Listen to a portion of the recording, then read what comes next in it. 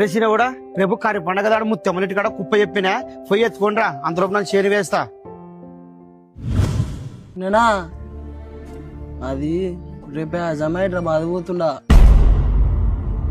ఏమైనా పని ఉందా? ఏంటి జాబు పోవాలి కదా నేనా, ఇచ్చిన లేవులే ఇవేవే కదా. ఇంకొక 2 రోజులు ఉండొచ్చు కసిని. ఏం లేవు మీ చదువుకున్న నాయనలు, మీ సొంత ఇంట్లోకి మీరే చుట్టాలు అక్కడ వచ్చిపోతుండ్రు కసి.